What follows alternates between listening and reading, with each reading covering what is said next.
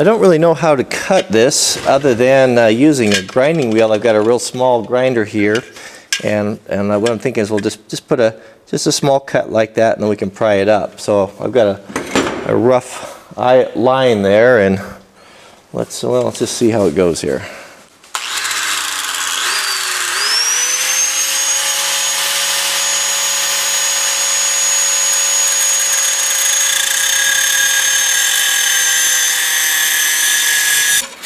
That was probably not the cleanest way to do it, but effective. So I've just got a small file here, and I'm just going in between these and just filing nice square edges.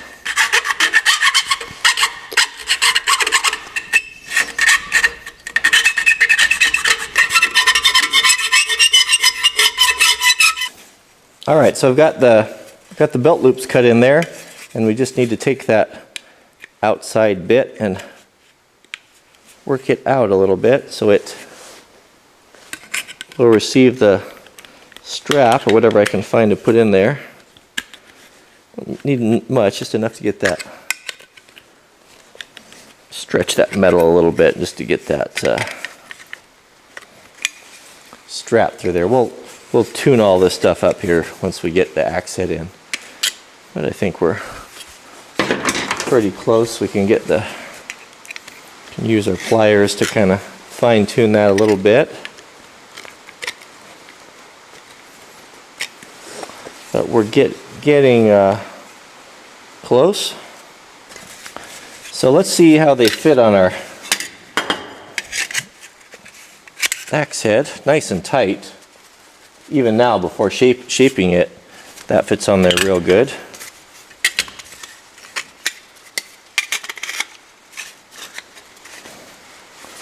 Same there. Take our dead blow hammer here and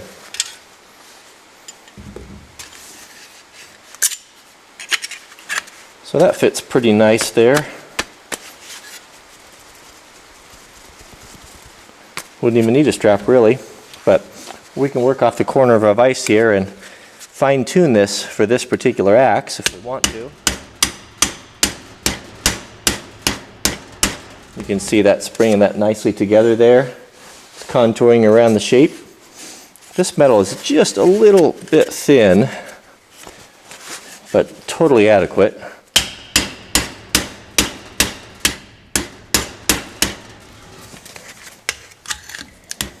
So I think it's, so we can clamp down on that dowel. This time we can cut those flush.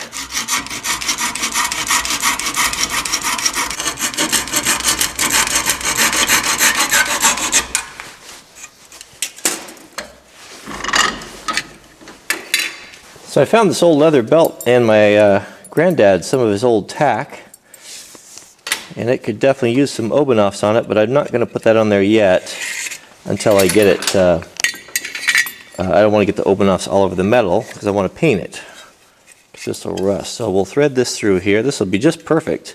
It's about a 1-inch belt. It's got a buckle on it.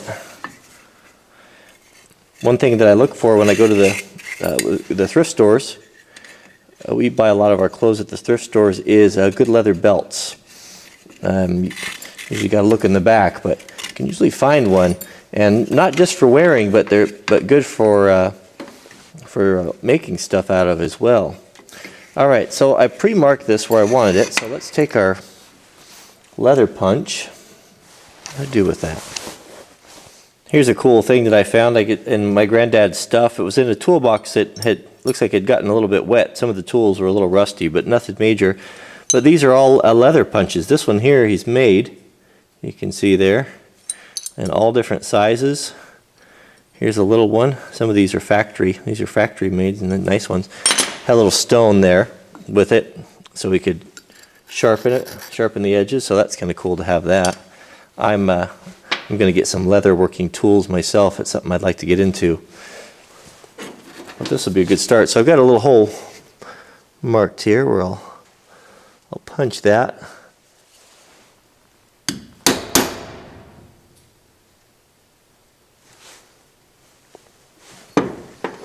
You know what? That's just full of leather punchings. Let me clean that out real quick.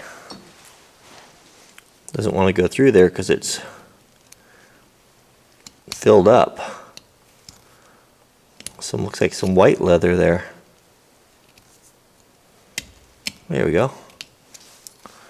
That should clean out there. Yeah, that's the way they're designed. That's all Granddad's, probably from his belts.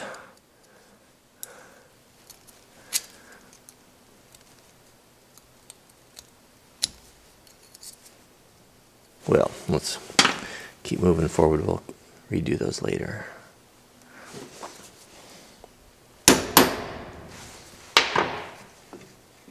Pretty good old chunk of leather there.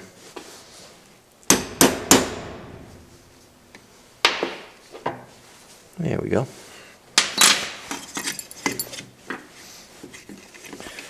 All right, let's try it on and see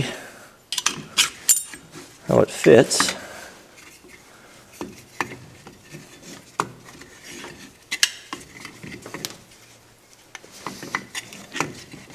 That leather is going to be a lot more pliable when we get some Obanoffs on there.